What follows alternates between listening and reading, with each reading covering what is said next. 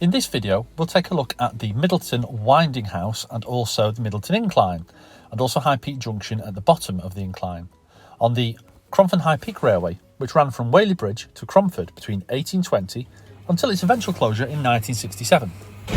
The incline itself was one of 6 inclines on the entire railway, and because of its gradient of 1 in 9, required a winding engine to work the half-mile downhill and half-mile uphill sections of track.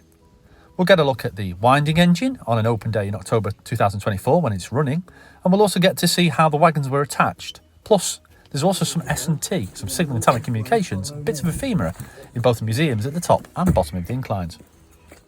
This is the wire rope that they use to fasten the wagons, and I'm going to show you how we fasten the wagons on. That's lovely. So this wire rope came out, and you'll see it going in a minute. This wire rope came out around that wheel there, went round this wheel here.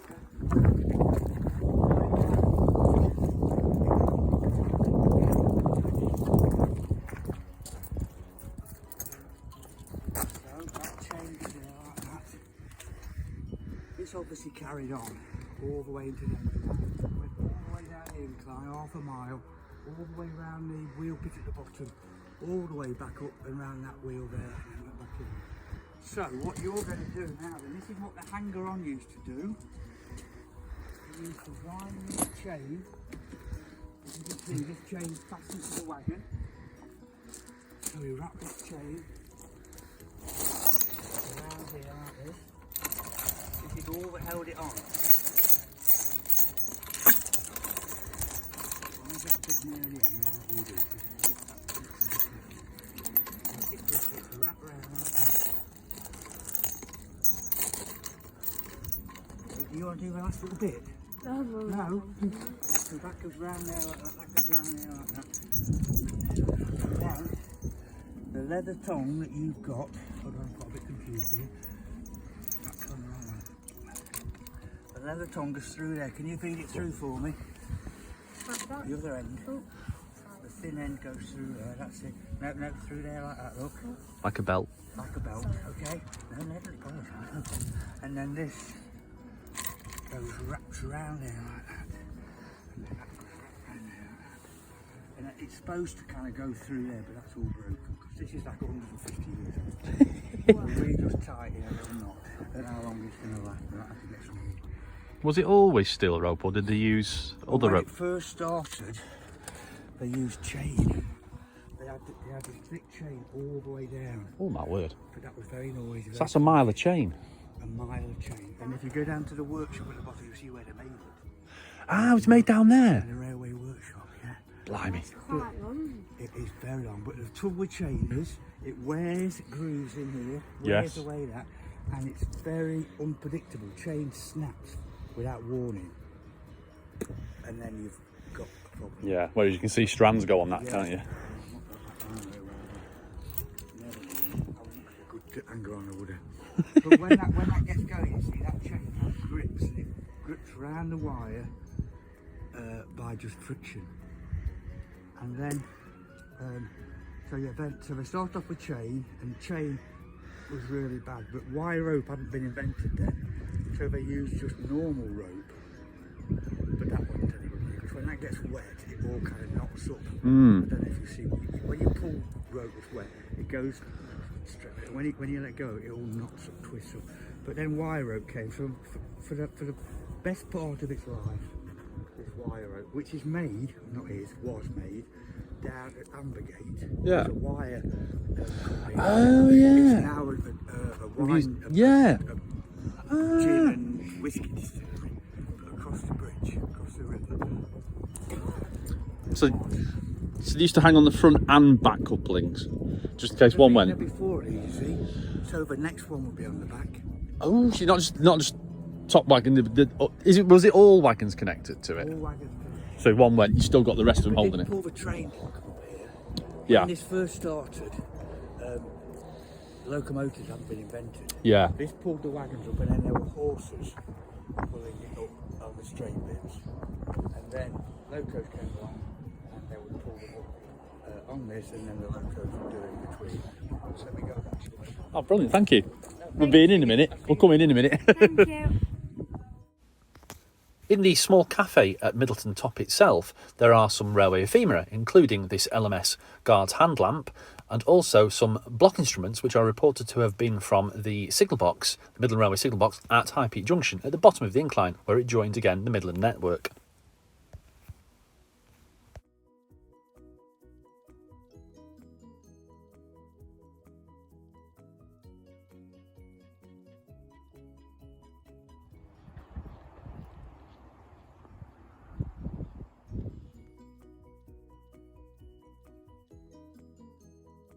So at the top and bottom of the incline was this, which is the signal to the guy at the bottom of what you want to do next, where you want to send, bring one up.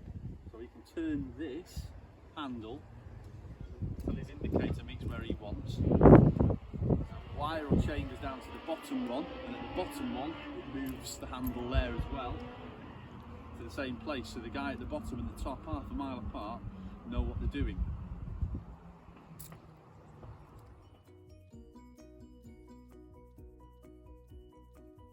Two boilers came up to these two pistons, driving these two pistons, which is driving the beams, a bit like the pedal on your bicycle. So there's one going over and one coming down. They're driving a square shaft, which is like a spindle on your bicycle, which is driving that gear, which is driving a gear further down, you can't see the little arrow down there, and then that's driving the wire road round. How is it kept regulated, like hot and cold? Well, these are condensing pistons, which was quite modern at the time. So it's only run on 5 psi. It's not much, yeah. There's no regulator because the main energy force comes from the condenser of the steam. So when it cools, It goes down, rapidly, it comes in at 5 psi, goes in, pushes the piston down, and then the steam goes down into two big cylinders underneath, which are in cold water tanks. yes, it cools It them. condenses, and that causes a vacuum. So 80% of the work is done by the vacuum. Right. You know the big disc, the signalling disc outside to the bottom. You've got one over there, I notice as well. What's the 3 marks on it? See, that one there is obviously always been there. The one that you can see next to the wagon, that was at the bottom of the incline. Yeah. What they did was, and I can show you working in a minute, can't go down like this. Yeah. But when I turn it on, you can see it. So the B stands for be ready. Be ready, So right? that's like standby. Ah. So they move, so when the guy at the bottom is winding the chain round the Yeah. wagon, he puts it to be ready. The bells ring, the engine master knows, oh, in 10-15 minutes I'm going to have to turn the engine on. So it Got you. good sense, but not for everybody. And then when he's ready to go, he pulls it to G. Got right, go. right. The engine master turns the engine on, and you know what S is, don't you? Stop. There you go. So you've got be ready is the one that catches people out. Yeah. Be ready. I was trying to work out what they were. Some people take back, but it's be ready, go, and stop. And we'll have a go on. Oh, thank you.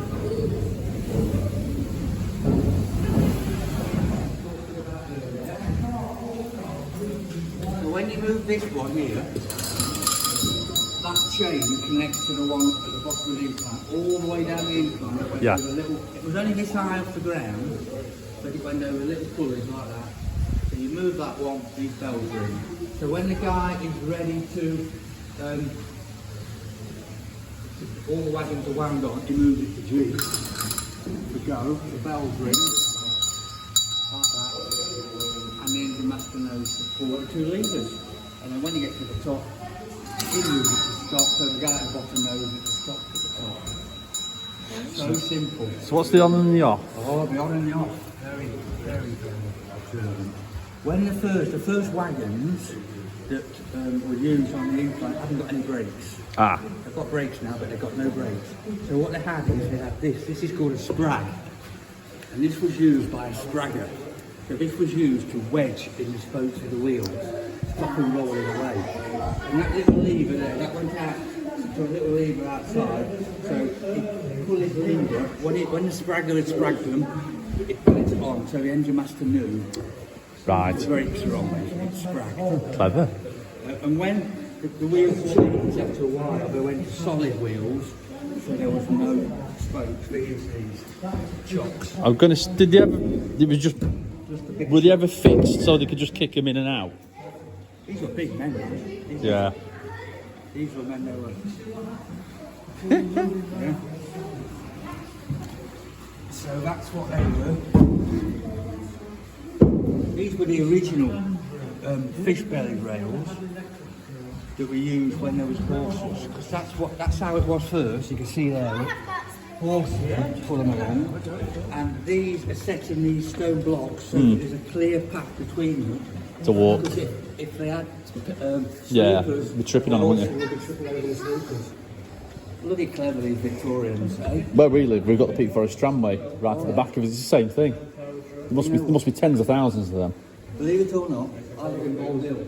Yeah. Just below that radio mast, and a wall between myself and next door's neighbour fell down. It was only a dry stone wall, so I took it all down, and they were at the bottom. Joking. Yeah. I took them all out, and I made a bit of a... I'm not going to bury it. Yeah. I was going to say some weight in there. Yeah, there is weight. I mean, they're a good foundation rock.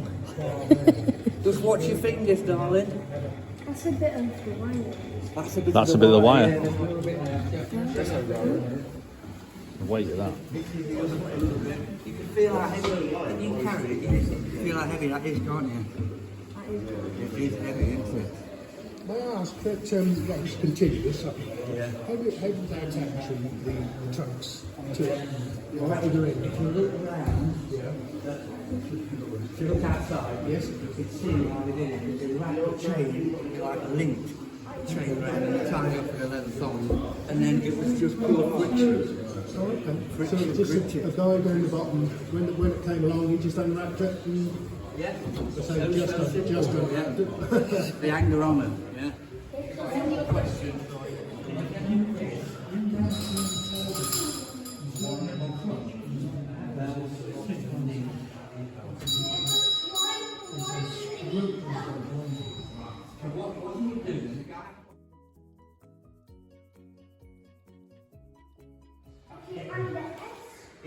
What happens after go?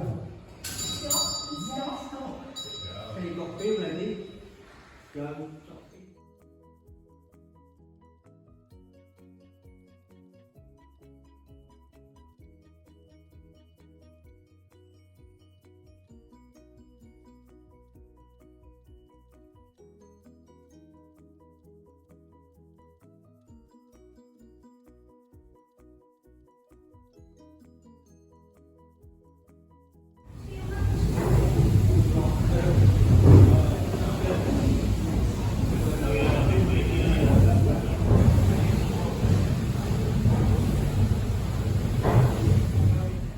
Sometimes it's worth keeping your eyes open when you're wandering around museums.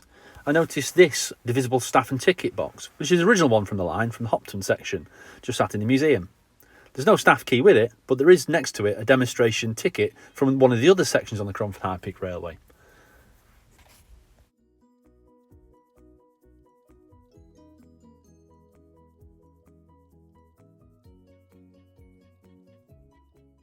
At the bottom of the incline at High Peak Junction, the workshops are still original and are still most of the tools there from the day the line closed in 1967.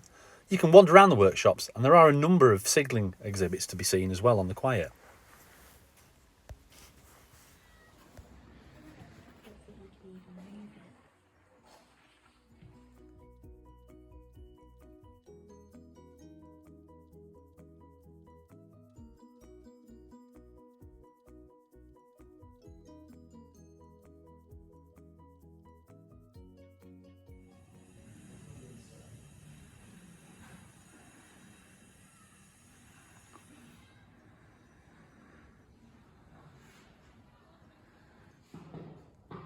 Halfway up Cromford Incline at the dingle is a turn in the track. With the high tension on the rope, it sometimes flicked off the rollers.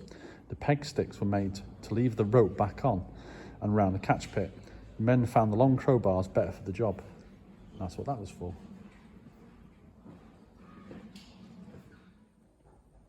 The wagons linked together by these links, and they didn't get them off the shelf, they were made in the corner. So that's the LMS or BR upper quadrant signal from sheep pasture incline, and it was donated in 2014.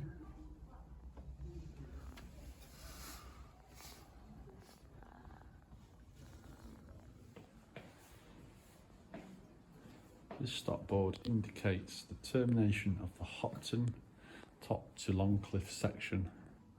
No train or engines must pass this board until in possession has been obtained from the station master or person in charge at Longcliffe. So I hope you enjoyed that little video on the operation of Middleton Incline and High Peak Junction, and would like to thank all the volunteers who showed us around on the day in 2024 as well. Thank you.